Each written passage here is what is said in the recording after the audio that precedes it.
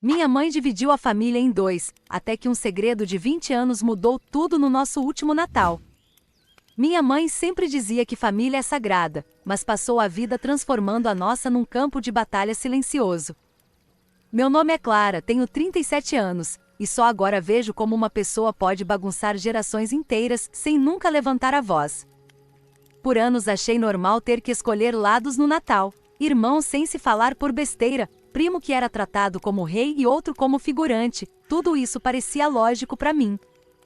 No último Natal da minha mãe, tudo veio abaixo. Descobri um segredo que fez tudo fazer sentido e, ao mesmo tempo, destruiu tudo que eu achava que sabia sobre minha família.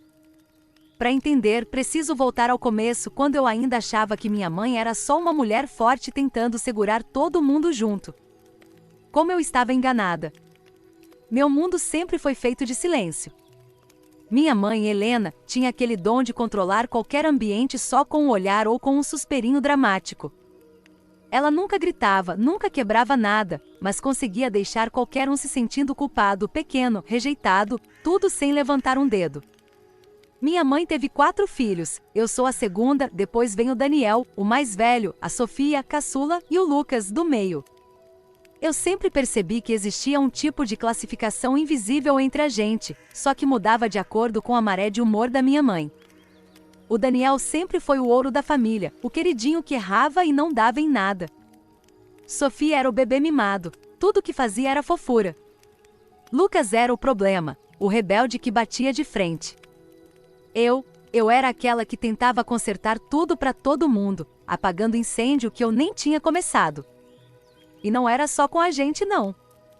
A família toda morava em clima de tensão por conta dela. Minha mãe tinha 3 irmãs e 2 irmãos, e ela sempre dava um jeito de botar uns contra os outros quando achava conveniente. Se a tia Rosa concordava com ela, beleza, virava a queridinha. Discordou de alguma coisa, virava a invejosa. Tio Miguel às vezes virava único que presta, em outras já era sem coração. E assim seguia, essa dança eterna de preferências e rejeições, sempre de acordo com o que minha mãe queria no momento. Na época de Natal, tudo só piorava. Minha mãe queria organizar tudo, decidia onde cada um ia sentar, o que cada um devia levar, quem saia nas fotos e quem ficava de canto. Parece besteira, mas essas coisinhas mostravam quem ela estava amando mais aquele mês. Teve um Natal, acho que eu tinha uns 14 anos, que o João, meu primo, nem entrou em casa. Motivo? Ele preferiu passar o ano novo com a família do pai em vez de vir para nossa casa. Para minha mãe, aquilo foi mais do que falta de educação, foi traição. Resultado, João e até a tia Rosa ficaram fora do Natal. A tia quase chorou o jantar inteiro e o João, coitado, não entendia nada. Ação tem consequência, minha mãe dizia. Parecia lição de vida, mas era só jeito dela de machucar quem tinha vontade. Com o tempo fui percebendo que minha mãe guardava tudo. Palavra atravessada? Ela anotava na cabeça. Vez que um primo esqueceu um recado, tia que não cobriu um evento, tudo virava munição para a hora que precisasse.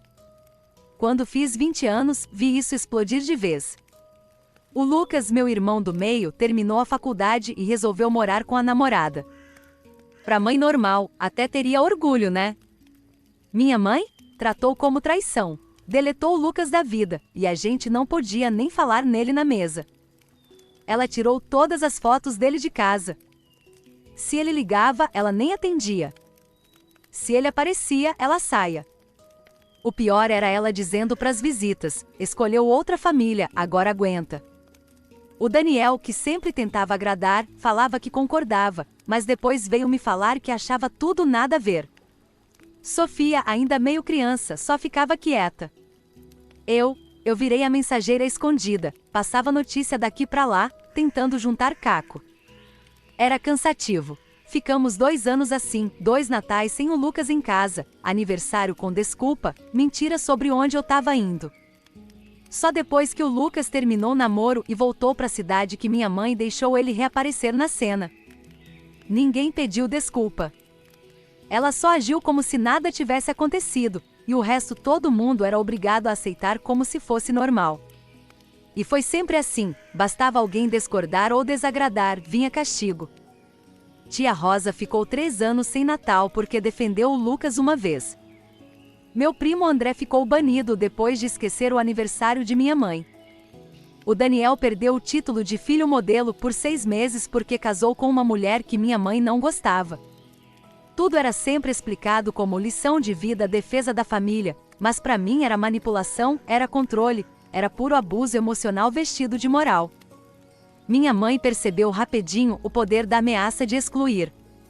A gente vivia pisando em ovos. Ao invés de se unir contra, cada um tentava agradar mais, puxar tapete do outro, garantir o lugar de bom filho. Quando cheguei nos 30, eu já tinha incorporado esse funcionamento. Para mim, era normal que família fosse igual andar num campo minado, que amor vinha sempre com exigência, que perdão era só para quem merecia. Os meus relacionamentos com namorados? Tudo quebrado. Aprendi que amor é condicional, se errar vai ser largada, só vou manter quem for perfeita e corresponder o tempo todo. Só depois dos 32 anos, na terapia, que a ficha caiu de verdade. Minha terapeuta falou bem direto: amor de verdade tem limite, mas não é moeda de troca nem jogo de poder. Família que usa silêncio como castigo, que obriga cada um a servir ao outro para ganhar migalha de carinho. Isso não é proteção, isso é manipulação. E aí fui vendo tudo diferente. Por que tanto medo de contrariar minha mãe? Por que aceitar que ela decide quem é família e quem não é? Por que normalizar tanto silêncio? Meus irmãos seguiram caminhos diferentes para lidar. O Daniel ficou aquela pessoa que só sabe agradar, nunca fala não, sempre com medo de desagradar.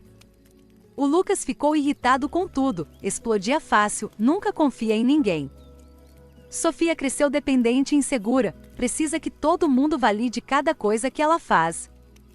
Eu queria ser a salvadora, consertar os outros, carregar o fardo de todo mundo, resolver até dilema que nem era meu problema.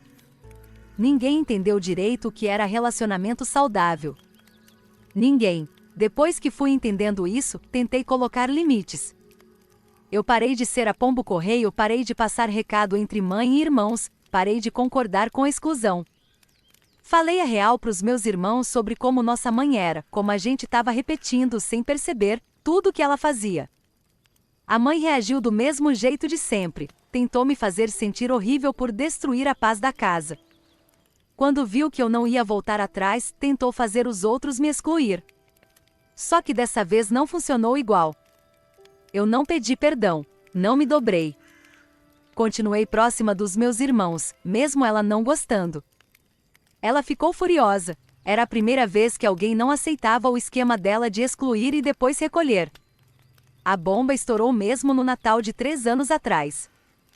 Minha mãe não queria deixar a Sofia ir pro Natal porque ela tinha discordado de um comentário sobre a esposa do Daniel. Eu bati o pé: se Sofia não for, também tô fora. Minha mãe desligou na minha cara. 2 semanas de fofoca, de telefonemas tentando me botar na linha, mas eu não cedi. Para minha surpresa, Daniel me ligou dizendo que achava certo e injusto deixar a Sofia de fora também. Tia Rosa apoiou. Até o Lucas deu razão, mesmo sempre evitando entrar em briga. Pela primeira vez, minha mãe viu que ninguém estava mais automaticamente do lado dela. Meio sem escolha, ela deixou Sofia voltar pro Natal. Mas deixou registrado que era um favor. Mesmo assim, foi diferente. A partir dali, algo mudou, clima estranho, mas dava para sentir que a família não ia mais aceitar tudo calado. Ela ainda tentava controlar, mas já não tinha o mesmo poder. Vieram 2 anos de Guerra Fria. Minha mãe ia da calma ao ataque, tentando puxar de volta aquele domínio antigo, depois largava de mão um pouco. A gente foi se afastando da velha lógica devagar. Todo mundo começou terapia. Cada irmão aprendendo a dizer não, a evitar briga, a lidar sem repetir os erros dela. Aí veio o que ninguém esperava. Minha mãe ficou doente, câncer de pâncreas já estava avançado. Os médicos deram meses. De repente, todo aquele drama pareceu pequeno. Bateu culpa de tudo, ter confrontado ela de não ter deixado pra lá. A psicóloga falou: você não é cruel porque quis saúde mental. Você pode amar sua mãe, mas não pode anular seu sofrimento só porque ela é mãe e está doente. Foi um período pesado. Minha mãe oscila entre apertos sinceros, conversas profundas e recaídas, quando tentava manipular falando que nosso estresse estava piorando ela. Mesmo assim, a gente decidiu, aquele Natal seria o último para valer, com todo mundo ali. Todo mundo da família foi chamado. Parecia que minha mãe, por medo de ir embora, resolveu parar de fazer caça às bruxas. As semanas que antecederam foram um caos, mas ficou tudo arrumado. Festa planejada, casa do Daniel aberta, Sofia dividindo entrega dos pratos, Lucas viajando de longe para chegar a tempo. Até os banidos foram chamados. Na véspera fui ajudar minha mãe nos últimos ajustes. Ela já estava bem mais fraca, mas a cabeça ainda afiada. Queria se meter em tudo, mas dessa vez achei até bonitinho. Peguei um armário alto para buscar umas receitas antigas e, sem querer, derrubei uma caixa velha dela. Quando vi os papéis espalhados, achei de tudo: contas, receita escrita à mão, fotos antigas, e uma carta me chamou a atenção. Era endereçada para minha mãe, datada de mais de 20 anos, de uma tal Margaret Wilson. Fiquei com aquilo na cabeça, sabe? Decidi abrir, dei uma lida rápida, parecia coisa muito importante. A carta era de uma mulher dizendo que tinha um segredo que não aguentava mais carregar. Ela contou que quando trabalhava como enfermeira na maternidade nos anos 80, aconteceu uma troca de bebês. 2 meninas foram trocadas sem querer. Uma das famílias descobriu porque fez exame de sangue, mas a outra nunca foi avisada. E essa neném trocada era a Sofia. Tá entendendo? Minha irmã caçula, minha irmã de sangue a vida toda, na verdade não era filha biológica dos meus pais. Segundo a carta, minha mãe ficou sabendo quando a Sofia tinha 3 anos. A família biológica da Sofia procurou o hospital e rolou até reunião com o advogado. Eles decidiram deixar cada filha onde estava, porque já existia um vínculo, mas era para ser segredo para sempre. O que mais me pegou foi ler como essa enfermeira falava do efeito na minha mãe. Dizia que ela ficou obcecada por manter todo mundo junto, como se tivesse pânico de que um dia tudo viesse à tona e destruísse a família. Tudo fez sentido de repente. O controle absurdo, a raiva desproporcional, as punições do nada. Não era só personalidade, era pavor mesmo. Minha mãe viveu fugindo desse segredo, tentando segurar todo mundo como se fosse obrigação. Voltei para a sala meio abalada, mas não consegui falar nada naquela noite. Fingi que estava tudo normal. Aquela noite não dormi nada. Lembrei de cada detalhe da minha infância, de como ela protegia tanto a Sofia, de alguns comentários estranhos, de como explodia quando a Sofia falava em independência. E o Lucas? Entendi porque ela era tão dura com ele, talvez medo de que ele, sempre questionador, acabasse descobrindo o segredo por conta própria. Comigo e o Daniel, ela meio que se garantia, ele era o bonzinho, eu a pacificadora que não cutuca ferida. Chegou o Natal. Entrei na casa do Daniel cedo para ajudar. A decoração estava linda. Minha mãe sentada numa poltrona, xeretando os preparativos toda autoritária, mas com um olhar de quem sabia que aquele momento era único. Veio gente de todo canto. Quando a Sofia chegou, ela abraçou minha mãe, cheia de carinho, sem imaginar nada do que estava rolando.